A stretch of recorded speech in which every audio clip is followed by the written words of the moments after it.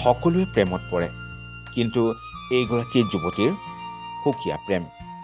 আপোনালোকে ভুল নুবুজিব, তাই ডিব্ৰুগড়ৰ প্ৰাণ প্ৰতিষ্ঠা কেন্দ্ৰ ডিব্ৰুগড় বিশ্ববিদ্যালয়ৰ প্ৰেমত পৰিছে। প্ৰথম দিনা এইখন বিশ্ববিদ্যালয়ত প্ৰথমটি খোজতে দি মন আকৰ্ষণ কৰে ছাত্ৰীগৰাকীৰ। সেউজীয়া গছ লতা বনেৰে পৰিপূৰ্ণ হৈ থকা পৰিৱেশৰ প্ৰেমত পৰে। ছাত্ৰীগৰাকীয়ে এতিয়া গৌৰৱ অনুভৱ কৰে আৰু সংবাদ মাধ্যমৰ আগত গৌৰৱেৰে কয়, মই ডিব্ৰুগড়ৰ নাহৰৰ দেশৰ ছাত্ৰী। ডিব্ৰুগড় বিশ্ববিদ্যালয়ৰ চাৰিওদিশৰ বতাহত নাহৰৰ ফুলৰ গোন্ধই আমোল মোলাই থাকে। এই বিশ্ববিদ্যালয়ৰ চৌদিশে নাহৰৰ গছ ফুলৰ গোন্ধই ভৰি পৰে মন প্ৰাণ। ডিব্ৰুগড় বিশ্ববিদ্যালয়ত অধ্যয়ন কৰা ছাত্ৰ ছাত্ৰীয়ে নাহৰৰ ফুল গোন্ধ লগত লৈ অধ্যয়ন কোঠাত প্ৰৱেশ কৰে আৰু পঢ়া সামৰণি ৰুমলৈ লগত লৈ যায় জ্ঞান আৰু নাহৰ ফুলৰ সুগন্ধিময় মন। সতেজ মন এটা গঢ় লৈ উঠে, লগতে কয় যে আমিবোৰ সেউজীয়া গছ গছনি আৰু মুক্ত আকাশৰ তলত অধ্যয়ন কৰিবলৈ পোৱাটো আমিবোৰৰ সৌভাগ্য।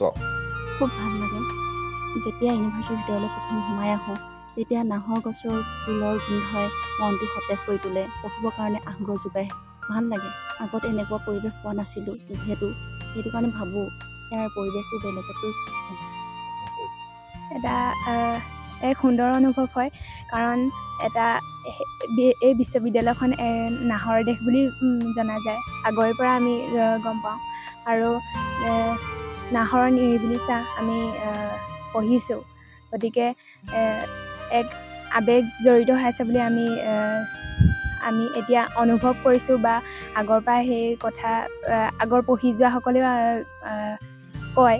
সেয়েহে যেতিয়া আমি সেই জ্যোতি বাছৰ পৰা আমি সোমাই আহোঁ, তেতিয়া এক সুন্দৰ অনুভৱ হয়। কাৰণ নাহৰৰ ফুলৰ যি সুগন্ধ, সেইটো আমি বহাগ বিহুৰ এই সময়ছোৱাত যি আমোলমোলৰ গোন্ধ, সেইটো আমি অনুভৱ কৰিব পাৰোঁ।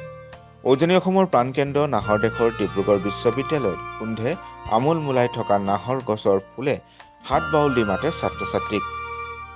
ডিব্ৰুগড় বিশ্ববিদ্যালয়ৰ জ্যোতিবাৎসৰ প্ৰৱেশদ্বাৰ দলিৰ পৰা আৰম্ভ কৰি সকলো দিশতে নাহৰ গছেৰে পৰিপূৰ্ণ হৈ আছে বিশ্ববিদ্যালয়খনি। এই ঋতুত আমি সকলোৱে যেতিয়া পুৱাই অধ্যয়ন কৰিবলৈ পঢ়াশালীলৈ যাওঁ, তেতিয়াই লগত কঢ়িয়াই লৈ যাওঁ নাহৰ ফুলৰ গোন্ধ।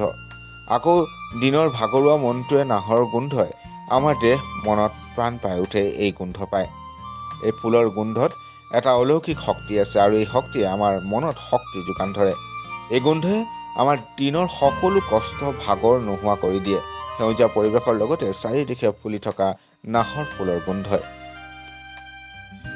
চবৰে সপোন থাকে এখন বিশ্ববিদ্যালয়ত পঢ়িবলৈ, আৰু বসন্তকালত ইয়াতে নাহৰ ফুল ফুলে। যেতিয়া আমি জ্যোতি বাটচৰাইদি ৰাতিপুৱা ক্লাছ কৰিবলৈ আহোঁতে যেতিয়া সোমাই আহোঁ, যেতিয়া দেখোঁ যে নাহৰ ফুল ফুলি আছে, বা যেতিয়া নাহৰৰ কলি ওলায়, সেই মুহূৰ্তটো মানে দেখি ভাল লাগে। আৰু মানে কিবা এটা নাহৰ ফুলিছে, মানে কিবা এটা নতুনত্ব আহিছে, সেই নতুনত্বখিনি দেখি ভাল লাগে। মানে মনটো সোমাই আহিয়ে আমাৰ ফ্ৰেছ হৈ যায়। আৰু যেতিয়া গোটেই দিনটো ক্লাছৰ শেষত ভাগৰুৱা এটা মনেৰে যেতিয়া ওলাই আহোঁ, আৰু এই ৰাস্তাখিনিত যেতিয়া নাহৰ গছখিনি দেখোঁ বা ফুলখিনি ফুলি থকা দেখোঁ, এতিয়াতো প্ৰত্যেকজোপা গছতে ফুলি আছে, আৰু দেখিবলৈ পাইছোঁ এসোপাই ফুলি আছে প্ৰত্যেকজোপা গছতে। সেই দেখি মানে ভাল লাগে। দিনটো সেই ব্যস্ততা ভৰা দিনটো সেই ভাগৰখিনি মানে সেইখিনি দেখি নাইকিয়া হৈ যোৱা নিচিনা অনুভৱ হয়। মানে সেয়াই।